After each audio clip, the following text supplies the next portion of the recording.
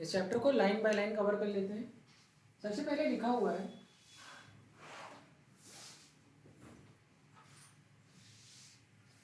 ठीक है,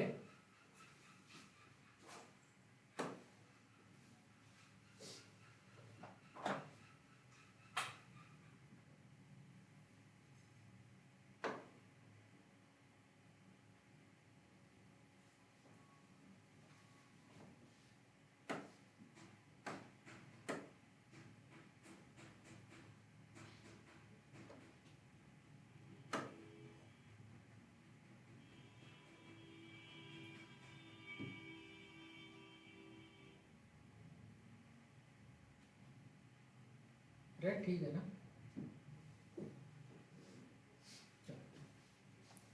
अब इस चीज को देखते हैं। एनसीईआरटी खोलिए। There is a wide variety in the living organism in our biosphere. पहले इसी को काट दो। Now a question that arises in our mind, काट दो। Are all living organism made of are all living organism are made of same chemical element और compound। तो answer लिखो डैश करके यस, बस ये काटो। You have learn in chemistry how elemental analysis is perform. अब एलिमेंटल एनालिसिस के लिए ठीक है इनऑर्गेनिक केमिस्ट्री पढ़ेंगे। लिखा है कि अगर if we perform such an analysis in plant tissue, काटो यार की चीज, analysis on plant tissue, animal tissue, microbial paste, we obtain list of element like carbon, hydrogen, oxygen and several others। several other क्या हो जाएगा, तो ऐसे याद कर लीजिए CHO NPK CaMgS। इसके बाद क्या है, क्यूकल मंजन के साथ नाइफ, मंजन के साथ नाइफ NNI नाइफ और मोबाइल मिला। इतने ही एलिमेंट टोटल पाए जाते हैं। नीचे वाले हो गए माइक्रो, ऊपर वाले मैक्रो। ये मैक्रो मॉलिक्यूल, जैसे किसी दाल में, किसी सब्जी में आलू और नमक में क्या ज्यादा इंपॉर्टेंट है, दोनों चीज ठीक है, दोनों ही इक्वली इंपॉर्टेंट है। कोई चीज ज्यादा क्वांटिटी में इंपॉर्टेंट है, कोई चीज कम क्वांटिटी में इंपॉर्टेंट है। ठीक है, तो ये आपका माइक्रो मॉलिक्यूल हो गया। क्या हो गया, एक हो गया आपका मैक्रो मॉलिक्यूल, दूसरा हो गया आपका माइक्रो मॉलिक्यूल। तो कैसे याद करेंगे, क्यों कल मंजन के साथ नाइफ और मोबाइल मिला, ठीक है। और ये वाला क्या है, CHO NPK CaMgS। ठीक है, आगे बढ़ते हैं। बस अंतर क्या है, हाँ पाए तो सेम चीज जाते हैं, बस अंतर क्या है कि उनका कंटेंट पर यूनिट मास वो वेरी करता है, ये वेरी करता है, content per unit mass vary करता है। ठीक है, रुको जरा इसको थोड़ा सा और मोटा कर देते हैं। कमेंट करने में लड़के एक्सपर्ट है, पता है नहीं, लड़के कम कमेंट करते हैं मुझे लगता है, क्यों?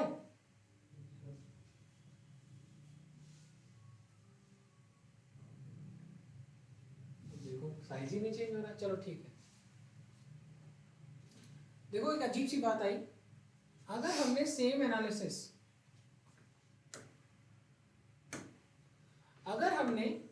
एनालिसिस, किसकी की, a piece of earth crust. सब काटो यार, ज्यादा मत पढ़ो। ठीक है, अर्थ क्रस्ट में क्या है, तो कहेंगे सर नॉन लिविंग। क्या है, नॉन लिविंग मैटर। तो हमको क्या मिला, वी ऑब्टेन सिमिलर लिस्ट, बस वी ऑब्टेन सिमिलर लिस्ट।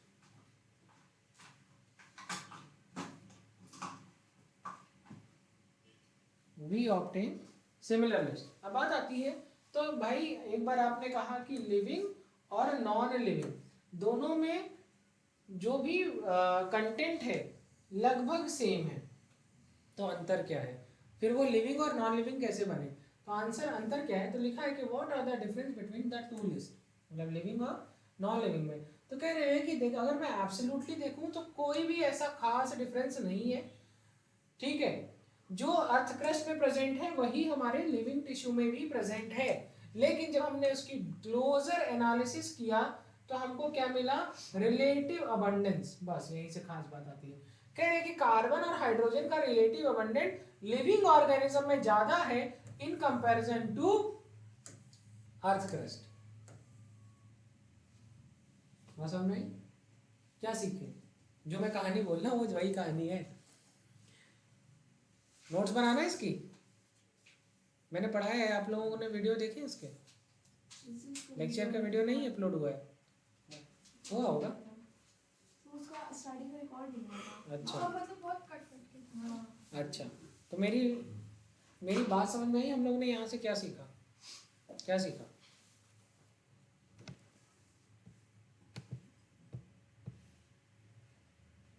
बोलो। इतने में से कितने क्वेश्चन बनेंगे? 3 क्वेश्चन बनेंगे। पहला कि क्या बायोमोलिक्यूल जो लिविंग में है वही नॉन लिविंग में भी होता, आंसर है यहाँ। दूसरा, तो इनमें डिफरेंस क्या है? तो सबसे बड़ा डिफरेंस है कि रिलेटिव अबंडेंस।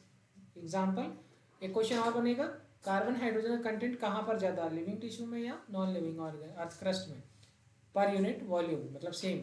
इतना अगर हम लिविंग टिश्यू ले लें और इतना ही हम क्या ले लें, अर्थ क्रस्ट का कोई मिट्टी विट्टी टुकड़ा उकड़ा, कहाँ हमको कार्बन हाइड्रोजन ज़्यादा दिखेगा? बात समझ में आ गई? चलो, ये इस लाइन से 3 क्वेश्चन हम लोगों ने बना लिए, इससे ज़्यादा क्वेश्चन बन नहीं सकता है। हम लोग को आना है थोड़ा सा नीचे। चलो, अब एक बात लिखी हुई है, एक बात लिखी है कि हम केमिकल कॉम्पोजिशन की एनालिसिस कैसे करते हैं। केमिकल कॉम्पोजिशन की एनालिसिस कैसे करते हैं? थोड़ा सा साइज और बड़ा करते हैं, ज़्यादा बड़ा होगा।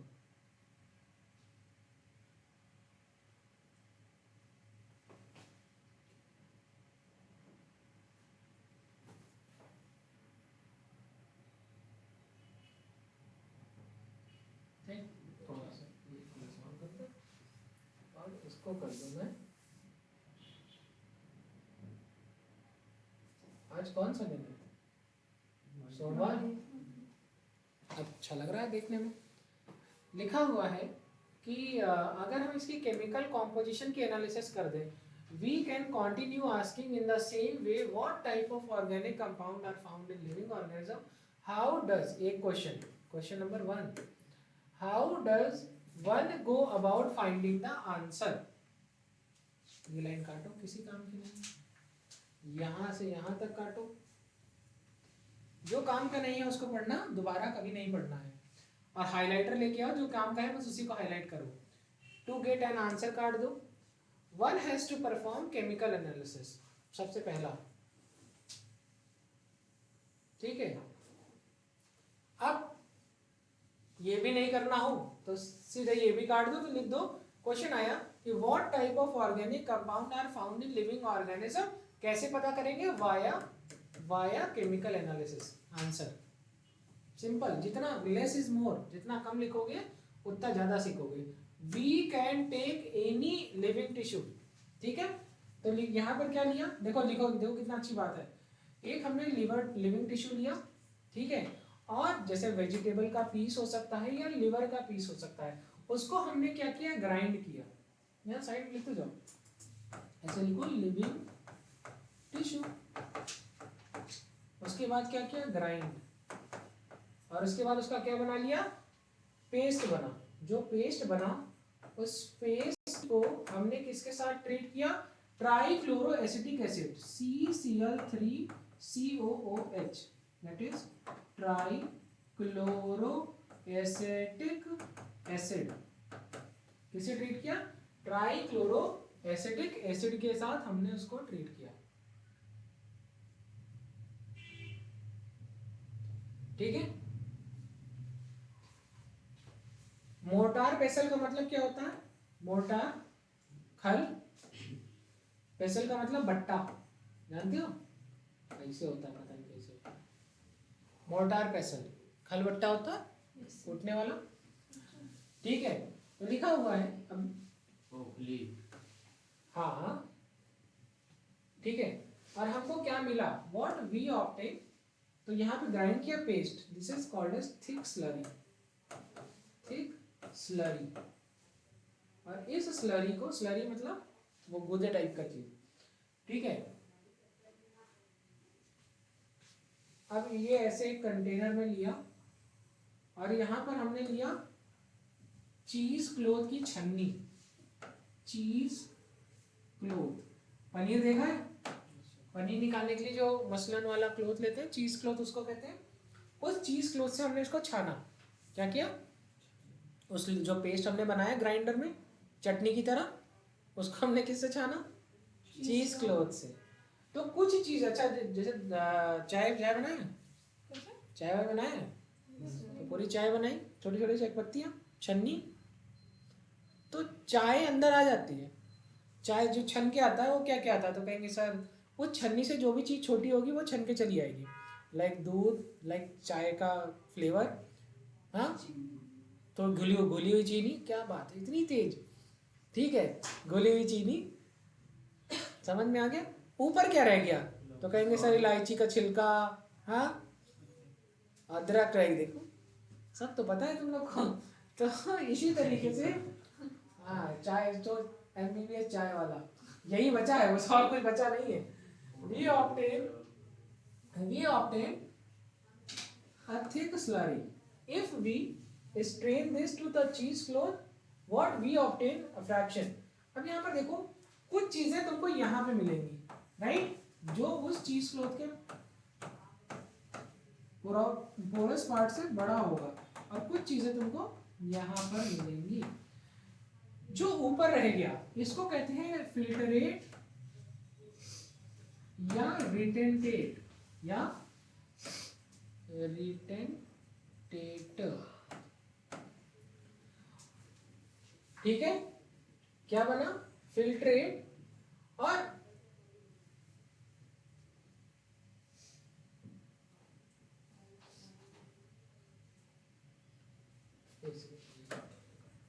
रिटेंटेट मतलब जो छन के नहीं गया, जो नीचे छन के नहीं गया वो क्या बच गया, बचे हुए को क्या कहेंगे, रिटेंटेट। और जो छन के चला गया उसको कहेंगे फिल्ट्रेट, क्या कहेंगे, फिल्ट्रेट, ठीक है।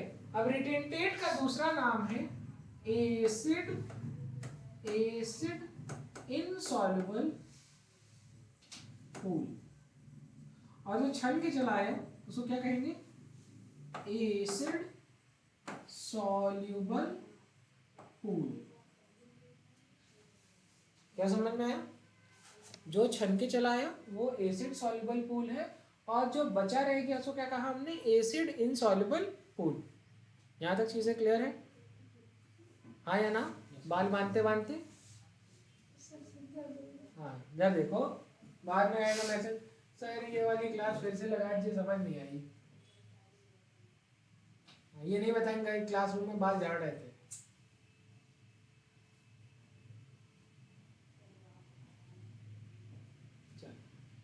पहले ये पढ़ लो, फिर मैं यहाँ पर इसका कॉम्पोजिशन पढ़ा दूंगा, ठीक है। सबसे पहले लाइन काटो।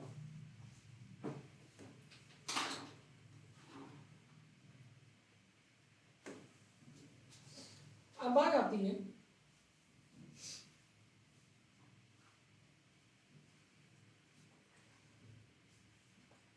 आती है लिखो केमिकल एनालिसिस। एनालिसिस में पहला तुमने देखा क्या, वही चीज क्लोथ वाला पहला वाला एग्जांपल वो रहा। दूसरा एग्जांपल देखो यहाँ पर, it will sufficient to say here that one extract the compound, then subject the extract various separation technique till one has to be separated to the compound from all other. In other word, isolate and purifies the compound, analytical technique। सबसे पहले अगली technique लिखो, analytical technique. आपने काम की सिर्फ यही बात है इस लाइन में, एक टेक्निक हमारी कौन सी आ गई, एनालिटिकल टेक्निक, ठीक है। यहां पर क्या होता है, when applied to the compound give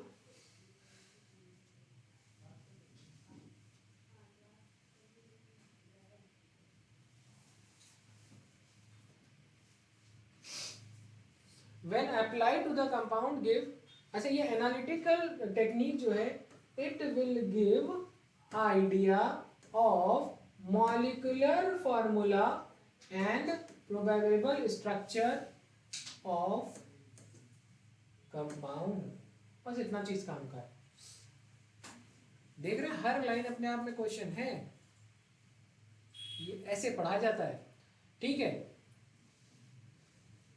अब लिखा है, एक बात लिखी है कि बायोमॉलिक्यूल की डेफिनेशन लिखी है, all the carbon compound that we get from living tissue are biomolecule. तो ऐसा लिख सकते हो, जहां चैप्टर की हेडिंग डाले होंगे बायोमॉलिक्यूल, लिखो all carbon compound present in living organism. Simple, बात समझ आ गई? मैम महक गौतम नाम का एक बच्चा है, उसको बताइए। उसकी मम्मी घर पे नहीं है। अच्छा, मोबाइल का इशू है। वो अच्छी लड़की है, ठीक है, उसका नुकसान हो रहा है। However, living organism have also got inorganic element। देखो कितनी अच्छी सी बात है, ठीक है, लिखी हुई है। However, living organism also got inorganic element and compound in them। अब बात आती है उसकी एनालिसिस कैसे करेंगे। तो इनऑर्गेनिक कंपाउंड की एनालिसिस करेंगे हम वाया डिस्ट्रक्टिव एक्सपेरिमेंट।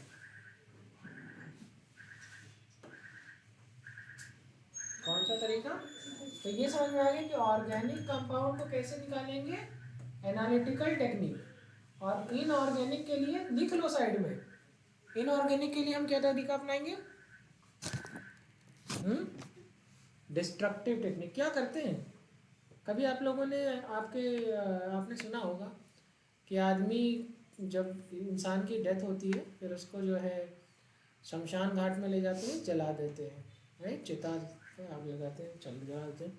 उसके बाद जो बचता है एशेस के फॉर्म में, राख, अस्थि कहते हैं ना, राख में होता क्या है, organic compound. Organic compound carbon dioxide के फॉर्म में, वाटर के फॉर्म में निकल गया। तो आपकी हड्डियों का जो कैल्शियम है वो ऊपर नहीं गया, वो जो पाउडर मिलता है वो कैल्शियम है, सल्फर है, फॉस्फेट है। हाँ देखो बिटिया, अघोरी थी क्या? अघोरी जानते हैं?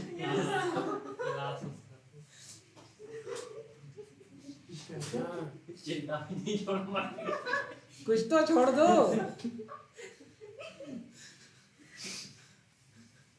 नहीं, कुछ नहीं छोड़ूंगी सर, सब खा जाऊंगी। मेडिकल कॉलेज में क्या करोगी? वहाँ सब त्राहिमाम करेंगी अंदर अंदर। हाँ, अंदर ही चिल्ला रही, इस लड़की से दूर रखो मुझे। लोगों के सपने में मैसेज आ रहा है, एनाटॉमी की एचओडी के सपने में मैसेज आ रहा है, मैडम इस लड़की से दूर रखो, इसकी नीयत ठीक नहीं है।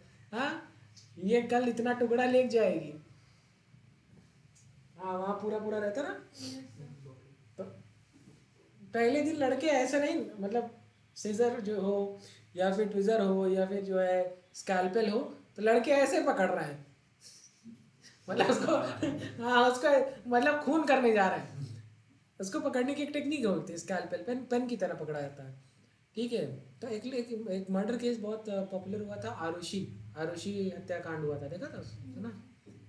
उसमें मूवी भी बनी थी। सर्जन था, उसका फादर सर्जन था लड़की का, और उसकी मम्मी भी डॉक्टर थी, ठीक है। देखिएगा आरुषि हत्याकांड के बारे में। तो वो पूरी जो उसका जो मर्डर प्लान हुआ था, उसमें उसको पकड़ने का तरीका, मतलब डॉक्टर था वो, अच्छा खासा फुली फ्लेश डॉक्टर था, और कोई प्रूफ ही नहीं था कि उसको पकड़ा कैसे जाए। मतलब सुप्रीम कोर्ट तक में वो तो मतलब एक पूरी स्टोरी क्रिएट करके पता नहीं क्या क्या किया। देखा मूवी? हाँ, आरुषि नाम था, आरुषि हत्या, हेमंत ऐसा कुछ करके नाम था, मुझे नहीं पता डॉक्टर का, ऐसे करके नाम है, देख लेना वो मूवी देखोगे या प्राइम पे शायद पड़ा होगा उसका जो है, तो करे या ऐसा करके नाम था। तो बड़ा अच्छा, बहुत अच्छा मर्डर केस है उसमें, उसमें जो है, तो उसमें लास्ट में केवल इस बिहार पे कि वो जो इंसीजन लगा है वो स्कैल्पेल से लगा, क्योंकि फाइन, इतना फाइन इंसीजन जो है कोई डॉक्टर ही दे सकता है। इट वॉज प्रिटेंडेड, ये भी नहीं कि नहीं यही किया है। अब उसकी पूरी स्टोरी भेजेंगे, लास्ट में जब आप पढ़ेंगे तो वो सुप्रीम कोर्ट ने एविडेंस बहुत जो है कम थे, लेकिन फिर भी किसी तरह से क्रिएट करके इन दोनों को, हस्बैंड वाइफ को, जेल में डाला गया। बड़ा अच्छा था, बहुत अच्छा है, देखिएगा मर्डर केस है, वो स्टोरी अच्छी स्टोरी है। तो फाइन स्कैल्पेल, अच्छा हम लोग ऐसे लेकर के, अब मेरा दोस्त जो है वो ऐसे खड़ा है कैडेवर ऐसे सामने लेटा हुआ ऐसे खड़ा है, सब मैं करूंगा कह रहा। सब इतने कार्टून होते हैं, इतनी हंसी आती थी, मतलब हाँ, मैं वही कहता हूँ ना, इतना कुछ करने को मिलता है। एक बार, कई सारी बार तो ऐसा हुआ कि आदमी का इधर का एक्सट्रैक्शन होना, इधर का निकाल दे रहे, ये सच में होता है, मतलब हमारे हमारे बैच के लड़के कर जाते हैं। कई कई बार था ऐसे, इतना तेजी से किया कि उसका जो है फ्रैक्चर ही हो जा रहा, कुछ हो जा रहा, तो मजा मजा है आदमी एक इलाज लेके आता था। लेकिन ये है कि हमारे सर लोग काफ़ी अच्छे थे, तो काफ़ी अच्छे से मैनेज हो जाता है। बट ठीक है यार, मतलब मेडिकल कॉलेज अलग ही जिंदगी है। ठीक है, यहाँ पर देखो क्या लिखा हुआ है, डिस्ट्रक्टिव एनालिसिस का क्या मतलब है। तो बचता क्या, मैंने क्या बताया, राख, राख में क्या है, कैल्शियम फॉस्फेट है, सोडियम आयन, ये सब है। तो होता क्या है कि इसी लीवर को जो तुमने टुकड़ा लिया, इसी लीवर के टुकड़े को या किसी प्लांट के टुकड़े को जलाते हैं, जलाएंगे तो ऑर्गेनिक पार्ट उड़ जाएगा, ठीक है, कार्बन डाइऑक्साइड और वाटर में बचा हुआ जो पार्ट है वो इनऑर्गेनिक सॉल्ट है।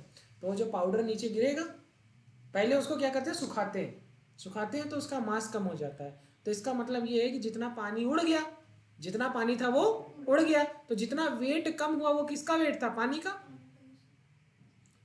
उसके बाद उसको जलाते हैं, फिर उसका वेट करते हैं, तो जितना कार्बन था वो चला गया, जितना कार्बन था या ऑर्गेनिक पार्ट था वो चला गया, तो पता चल गया इतना पार्ट था। अब बचा क्या, जो बचा वो क्या है, एशेज, एशेज के फॉर्म में क्या प्रेजेंट है, तो कहिए इनऑर्गेनिक सॉल्ट, और उस सॉल्ट की एनालिसिस कर लीजिए तो आपको पता चलेगा कितना है, वेट के हिसाब से डिवाइड कर लीजिए।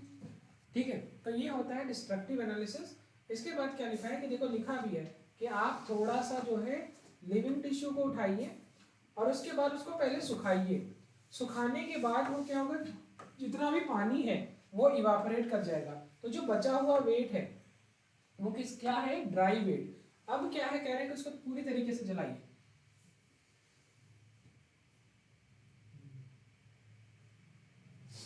पूरी तरीके से जलाइए, पूरी तरीके से जलाइए, और इसके बाद जो कार्बन का कंपाउंड है वो ऑक्सीडाइज हो जाएगा, किसके फॉर्म में, गैसियस कार्बन डाइऑक्साइड, और वाटर का वेपर भी निकल गया, ये सब निकल गया। अब बात बचा क्या कि कहेंगे रिमेनिंग जो बचा उसको कहेंगे ऐश, और ऐश को क्या करेंगे भैया, ऐश में क्या प्रेजेंट है, inorganic element like calcium, magnesium.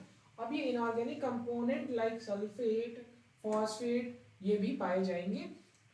अब एक बात लिखी हुई है, देखो जरा एनालिटिकल वाले पार्ट में, जहाँ पे एसिड सॉल्युबल, उसके पहले जो पढ़ाया था कि जब हम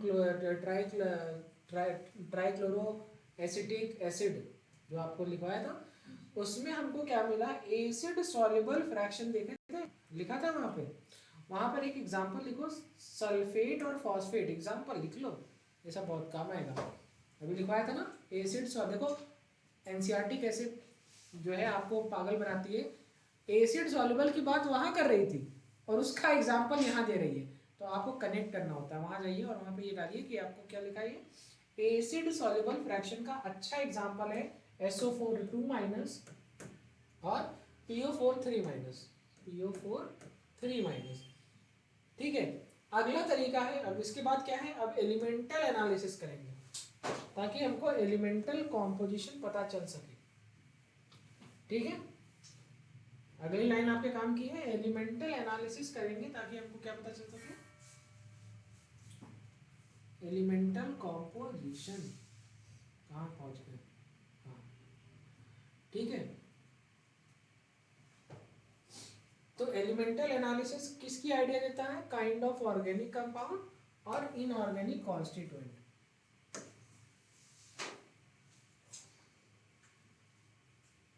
ठीक है, एनालिसिस फॉर कंपाउंड गिव्स, यहां से अंडरलाइन करो, यहां से यहां तक। ठीक है, एक तुम्हारे लिए इंपॉर्टेंट पॉइंट ये हो गया। हाइलाइटर लाए हो?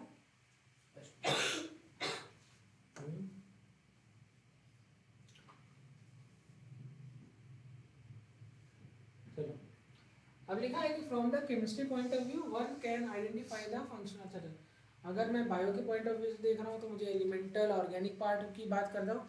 अगर मैं इसी को केमिस्ट्री के पॉइंट ऑफ व्यू से देखूँ तो केमिस्ट्री का पॉइंट ऑफ व्यू रहता है कि भैया इस फला ऑर्गेनिक कंपाउंड में कौन सा फंक्शनल ग्रुप है, एल्डिहाइड है, कीटोन है, एरोमेटिक कंपाउंड है। लेकिन अगर मैं बायोलॉजिकल पॉइंट ऑफ व्यू से देखता हूँ तो मुझे अमीनो एसिड देखना होता है, ठीक है, न्यूक्लियोटाइड बेसिस देखना होता है, फैटी एसिड देखना होता है, कार्बोहाइड्रेट है कि नहीं है। ठीक है, हमारा नजरिया सेम कंपाउंड को लेकर के ये होता है कि कार्बोहाइड्रेट है, फैटी एसिड है, न्यूक्लिक एसिड है, प्रोटीन है, एमिनो एसिड है, स्टेरॉइड्स है।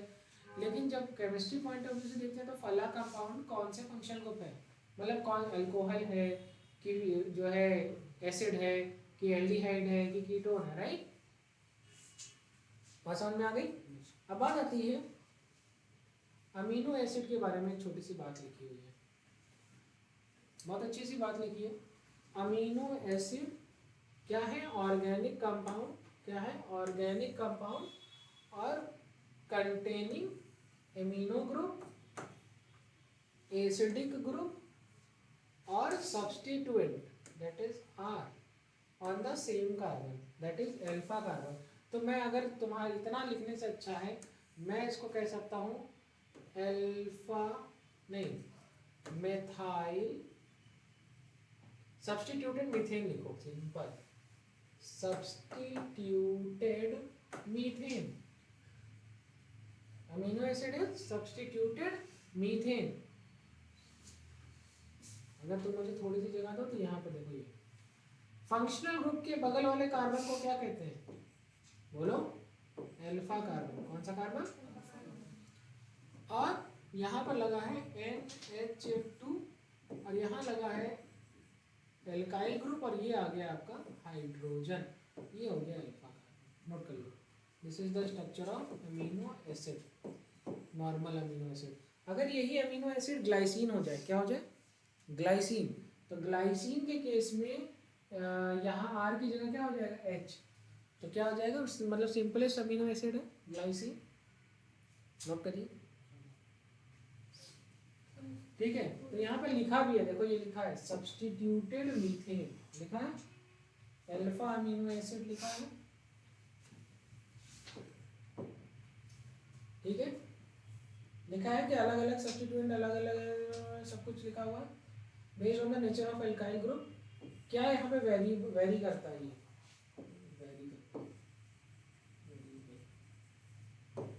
इतनी चीजें कांस्टेंट।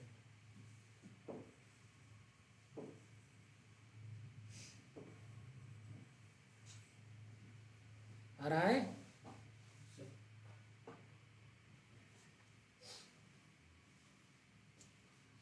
ठीक है, चलो एक बात लिखी हुई है, क्वांटिटी लिखा है, लिखा है देयर आर मेनी ये देखो, there are many amino acid however these those which अगर इन प्रोटीन आर ओनली 20। कितने? 20। तो खाली यहाँ पे लिखो, यहाँ यहीं कहीं अमीनो एसिड लिख रहे थे ना, यहाँ कहीं अमीनो एसिड लिख रहे थे, बस यहीं पे लिखो, देखो 20 टाइप। कितने टाइप की? तो याद करने का तरीका क्या है? अब कई तरीके के क्लासिफिकेशन है, कई क्लासिफिकेशन है, क्राइटेरियाज हैं, अभी मैं सिखाता हूँ। यहाँ पे देखो एक बात लिखी हुई है कि alkyl group alkyl group hydrogen भी हो सकता है। तो इस अमीनो एसिड को क्या कहेंगे? ग्लाइसिन। अगर R क्या हो जाए H, तो जो अमीनो एसिड बनेगी वो क्या बनेगी?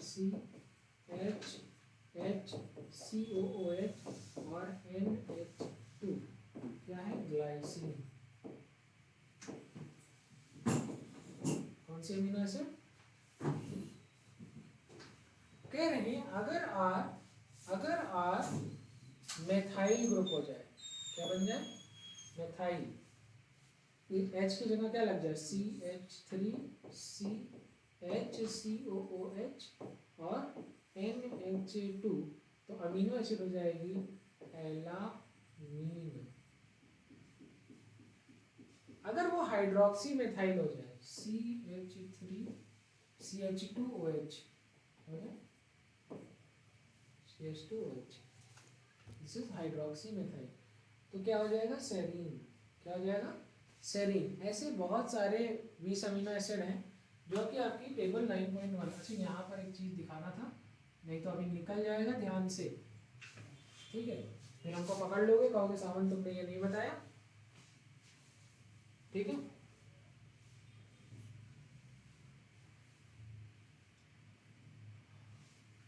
ये एक कंपैरिजन है कि एलिमेंट्स का जो कि लिविंग और नॉन लिविंग ऑर्गेनिक मैटर में पाए गए, मतलब लिविंग और नॉन ऑर्गेनिक तो नहीं बोलूँगा, living and non living organism में पाए गए। पानी है क्या?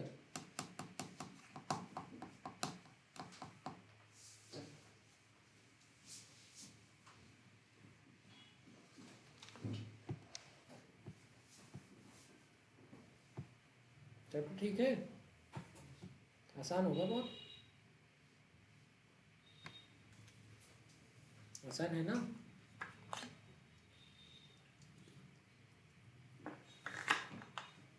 आज तो आईएससी वालों का एग्ज़ाम ही कैंसिल हो गया केमिस्ट्री का।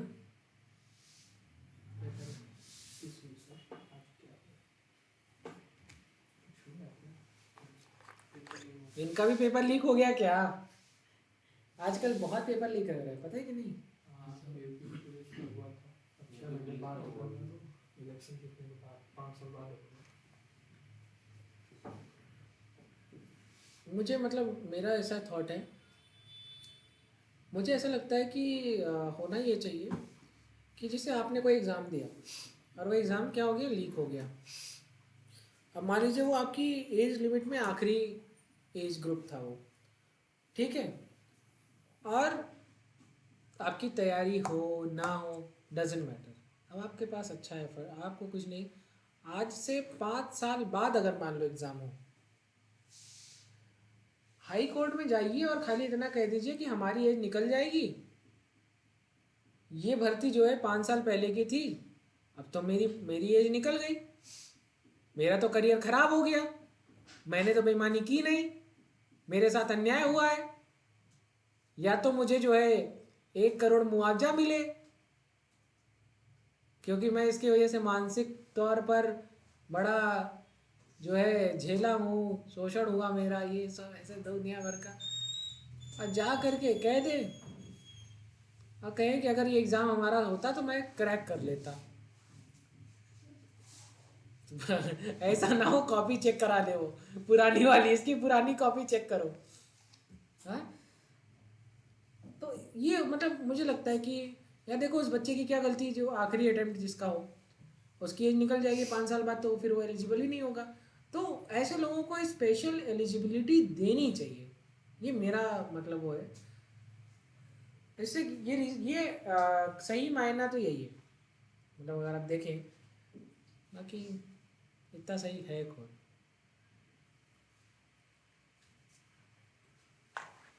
और मैं तुम्हें सच बताऊं, जितने लोग कोसते हैं कि ये गवर्नमेंट की वजह से हुआ, सरकार ने ऐसा किया, सरकार 1% ऐसा नहीं करती है, मैं सच बता रहा हूँ। मतलब भर्ती में जो धांधली वाली होती है वो अलग चीज़ है, सरकार ये सारी काम जो है ना एडमिनिस्ट्रेटिव लेवल पर होते हैं, ये जितने भी अधिकारी लोग हैं, ये असली तुम्हारे साथ जो गलत होता है ना, वो कोई नेता जा करके नहीं करता है।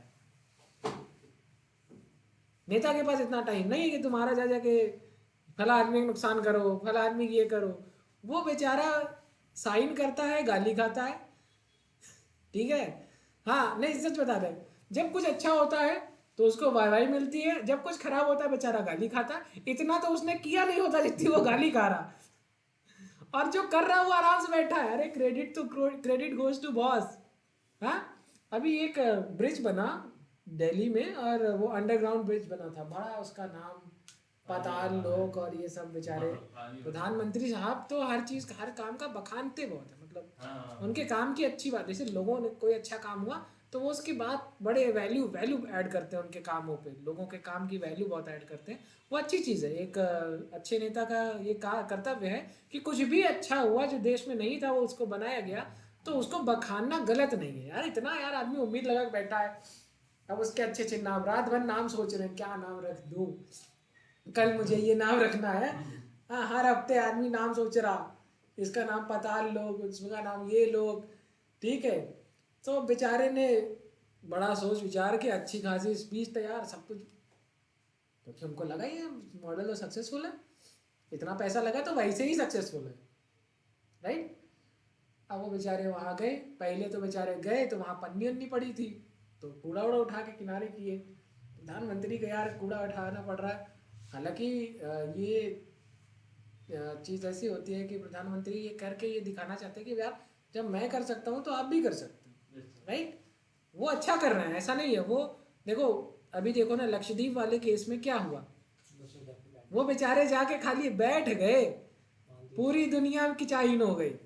मतलब मालदीव वाले डरने लगे, अरे यार ये आदमी ऐसा ना हो बगल में दूसरा मालदीव खड़ा कर दे। कर ही देंगे, क्या उनसे बड़ी बात है, ठीक है। तो मतलब ऐसा कुछ नहीं है, अच्छा करते हैं, कई कई मामलों में बहुत अच्छा काम किया है इन्होंने, लेकिन कई कई मामले में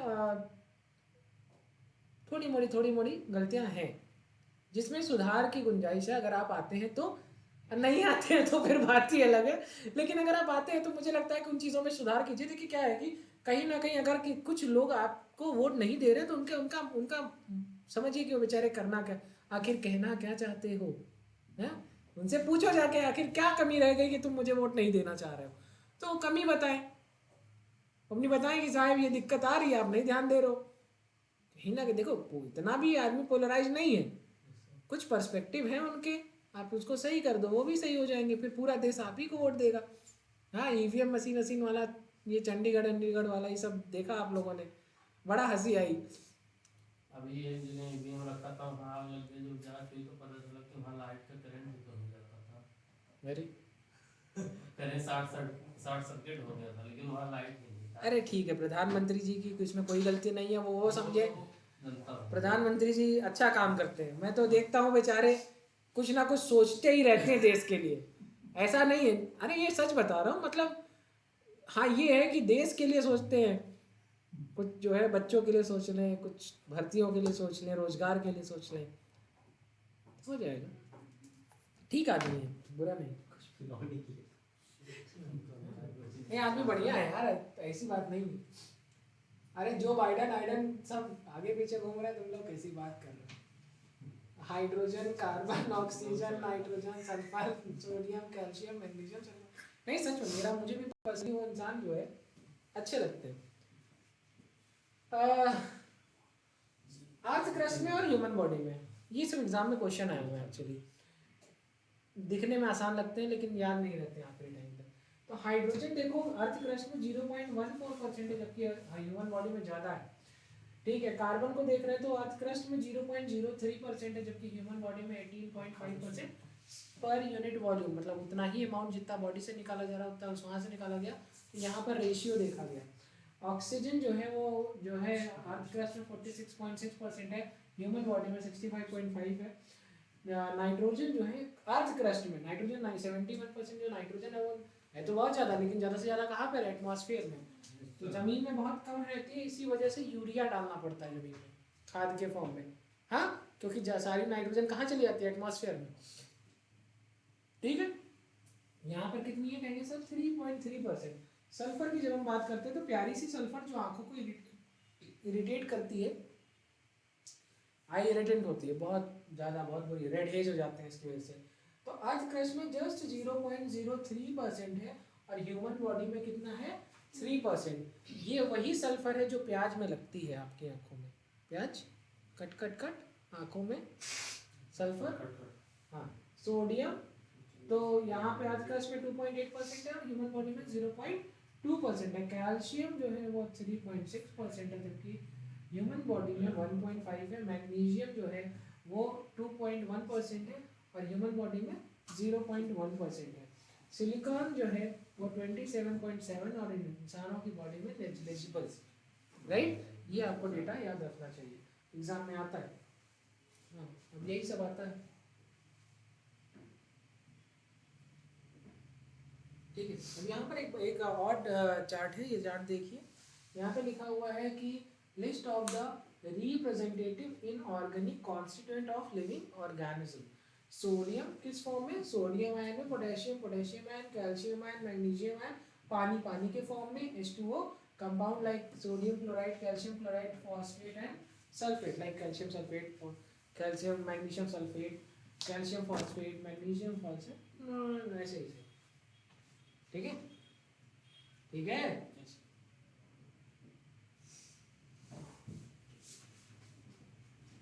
अब यहाँ पर लिखा हुआ है एक बात,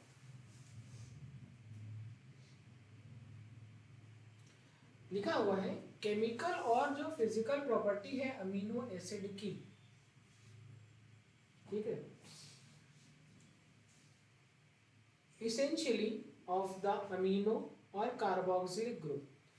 अब देखो अगर किसी अमीनो एसिड में, अच्छा NH2 ग्रुप बेसिक कैरेक्टर को रिप्रेजेंट करता है और COOH ग्रुप वो किसके लिए रिस्पॉन्सिबल है, एसिडिक कैरेक्टर के लिए। अगर कहीं पर NH2 ज़्यादा है किसी अमीनो एसिड में, एक NH2 एक COH है तो अमीनो एसिड न्यूट्रल, भाई जितना एसिडिक उतना बेसिक अमीनो एसिड क्या हो गया, न्यूट्रल। जैसे अगर तुम ग्लाइसिन को देखोगे तो कहेंगे सर न्यूट्रल है, न्यूट्रल अमीनो एसिड है, क्योंकि जितना NH2 ग्रुप है उतना ही COOH ग्रुप है। अगर मैं कोई और ऐसी अमीनो एसिड लेता हूँ जैसे VIP हॉल में TT, हिस्टाडीन आर्जिनिन लाइसिन, क्या हिस्टाडीन आर्जिनिन और लाइसिन, तीन अमीनो एसिड जब मैं लेता हूँ तो इन अमीनो एसिड में NH2 ग्रुप एक से ज़्यादा है कंपैरिजन टू COOH। क्या ज़्यादा है, एमीन ग्रुप। एमीन ग्रुप ज़्यादा का मतलब ये अमीनो एसिड कैसी हो गई, बेसिक। कैसे अमीनो एसिड। अच्छा मुझे बताइए किसान क्या चलाता है, हल, हल। और किसान साधारण इंसान है कि नहीं, जमीन से जुड़ा हुआ इंसान। तो कहते हैं ये आदमी बड़ा बड़ा अच्छा इंसान है, जमीन से जुड़ा हुआ इंसान है। जमीन से जुड़ा हुआ इंसान का मतलब बेसिक इंसान है। कैसा इंसान है, बेसिक। और बेसिक तो इस किसान हल चलाता है, कैसा हुआ, बेसिक, ठीक है। तो हिस्टडीन आर्जिनिन और लाइसिन क्या कैसी अमीनो एसिड है, बेसिक अमीनो एसिड है। कैसी, बेटे जरा एनसीईआरटी देना एक सेकंड के लिए, बड़ी पतली हो गई, डाइटिंग पे है एनसीईआरटी। हाँ CBSE वाले इसको डाइटिंग करा रहे हैं।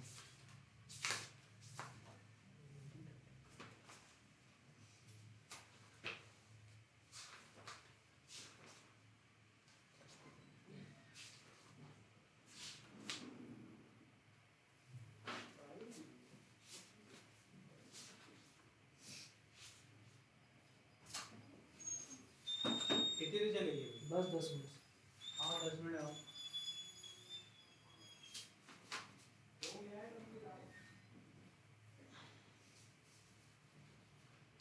क्या बोल रहा था मैं, एनसीईआरटी मांगा था तुम लोगों से, इसलिए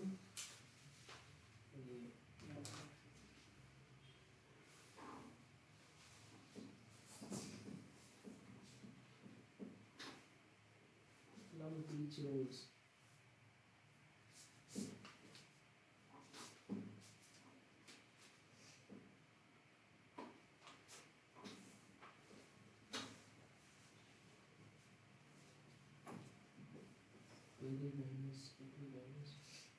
ठीक है।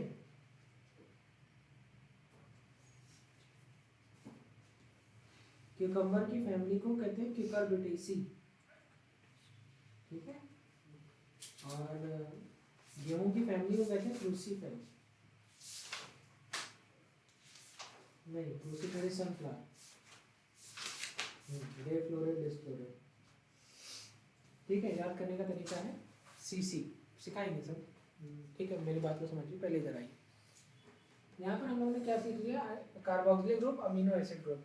अब ये देखो, ये जो मैंने बात बोली थी, किस बेसिस पर, नंबर ऑफ अमीनो और carboxylic group, acidic amino acid, अच्छा ग्लूटामिक एसिड, नाम में ही एसिड लिखा हुआ है, ठीक है। एक एग्जांपल है, ठीक है। इसके बाद लिखा है बेसिक अमीनो एसिड, देखो एक एग्जांपल लिखा है लाइसिन, और क्या हो सकता है, हिस्टडीन, आर्जिनिन, लाइसिन, ठीक है। ये इसके बाद लिखा है neutral amino acid, valine amino acid, ठीक है। इसी तरीके से बहुत सारी एरोमेटिक अमीनो एसिड है। तो एरोमेटिक, जैसे टायर शब्द कैसा है, टायर कैसी होती है, गोली की चौकोर, गोल मतलब रिंग, रिंग की तरह। तो टायरोसिन, नाम में टायर आ रहा, रिंग है, रिंग मतलब एरोमेटिक कैरेक्टर। अच्छा, फेनाइल ग्रुप कैसा होता है, बेंजीन रिंग याद आ रही है, फेनाइल मतलब ये भी क्या है, एरोमेटिक, क्या है, तो इसका नाम है देखो ट्रिप्टोफैन। अच्छा, यहाँ पे टायर जैसा नहीं लग रहा, थोड़ा थोड़ा फील आ रहा है कि नहीं, ये सब याद करने का तरीका, तो एग्जाम में हिट करना चाहिए तुरंत। तो क्या क्या है, ट्रिप्टोफैन, टायरोसिन, और क्या है, फेनाइल एलानिन। 3 एग्जांपल आपकी बुक में दिया, आगे और भी एग्जांपल है, मैं सिखाऊंगा, ठीक है। ये सब क्या है, एरोमेटिक अमीनो एसिड। तो क्लासिफिकेशन दिख रहा है, एलिफैटिक अमीनो एसिड है कि एरोमेटिक अमीनो एसिड है, एक क्लासिफिकेशन। नेचर, एसिडिक है, बेसिक है, या क्या है, न्यूट्रल। तीसरा क्लासिफिकेशन इस चीज पे आएगा कि आपकी बॉडी को उसकी बाहर से लेने की जरूरत है या बॉडी उसको खुद बना रही है। अगर बॉडी खुद बना रही है तो कहेंगे बॉडी का, अगर जैसे तुम्हारी मम्मी को पिज़्ज़ा का ब्रेड खरीदने की ज़रूरत है, आटा खरीदने की ज़रूरत है, या रोटियां खरीदने की, मतलब रोटी या आटा, क्या मम्मा चूज करेंगी, आटा। और अगर बाहर बनी बनाई रोटी 10 रुपए की एक मिले, मम्मा क्या कहेंगे, बहुत महंगी है। कभी जाते होगे रेस्टोरेंट में तो ऐसा लगता होगा, मम्मा ऐसे कहते, अरे इतना महंगा, इतनी महंगी रोटी, नहीं नहीं नहीं नहीं नहीं लेनी, हम इतना यार 10 रुपए की रोटी, भैया लूट रहे हो तुम तो। चावल नहीं देखा, मम्मी में के साथ जाओगे तो वो बताती हैं कि अरे बताओ ये तो 10 मिनट में बन जाता, 2 मिनट में बन जाता, इससे अच्छी सब्जी तो हम बना देते। ये तो बहुत सुना है। अच्छा, पापा भी उसी में हाँ मिला रहे होते, कैसा खाना बना, इससे अच्छी सब्जी तो तुम बना देती हो। अच्छा, हम लोग भी मुँह देख रहे हैं कि यार इतना सच तो नहीं है पापा, लेकिन ठीक है चलिए आप कह रहे तो सुन लेते हैं, अभी तो खाने में फोकस करते हैं। नहीं सुना, कभी कभी होता है वहीं बैठे, अच्छा ये आदत होती है, ये मतलब ये होता ही है घर पे, हर घर में हुआ होगा। वो सब्जी आप खा रहे हैं, आप कह रहे मम्मी ऐसी सब्जी ज़्यादा अच्छी लग रही, मन में है, मुंह पे नहीं बोल सकते, क्योंकि पापा ने मम्मी की तारीफ ऐसे ही कर दी कि इससे अच्छी सब्जी तो तुम बनाती हो। अब मम्मी कह रही सब्जी में देखो कितना तेल दिया। एक बारी मैं गया, हम लोग बैठे हुए थे, हमारे जस्ट पहले न्यूली मैरिड कपल थे, एकदम बस ऐसे हम बैठे हुए थे पैरेलल। अब वो बेचारी जो है कह रही, उससे कह रही सब्जी वाले, मतलब जो आ रहा है, तेल मत डालना, ये मत डालना, ये डालना, वो डालना, मतलब उसको पूरी सब्जी की रेसिपी बता दिया कि ऐसे बननी है मेरी सब्जी।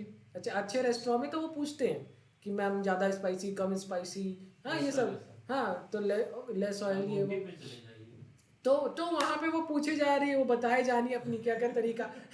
हम कहे बहन जाओ बना लाओ, तो कुछ हम भी चख लेंगे, इतना तो वो बता डाली, इतने में सब्जी आ जाती। हाँ, ये स्पेशल डिश है। तो हाँ, जितना महंगा रेस्टोरेंट उतने महंगे नाटक। उसके बाद भैया राइस फ्राई मत करना, ठीक है, जीरा वाला नहीं, जीरा राइस, भैया राइस फ्राई मत करना, बॉईल ले आना, ठीक है, वेट बढ़ रहा है इनका। मैं कह रहा यार इतना तो तुम खाओगे नहीं यहाँ पे। तो बड़ा हंसी आती है, कभी कभी रेस्टोरेंट में दूसरों को ऑब्जर्व करेंगे तो बड़ा मजा आता है। अच्छा है, ठीक है, अंदर आ जाते हैं उसी में। तो ये वाला मैंने यहाँ तक आपका कवर करा दिया। नेक्स्ट सेशन में हम लोग जो है इसके आगे का पढ़ेंगे, ज्वेटारायन वगैरह, काफ़ी अच्छा पार्ट है, मज़ेदार है। Thank you.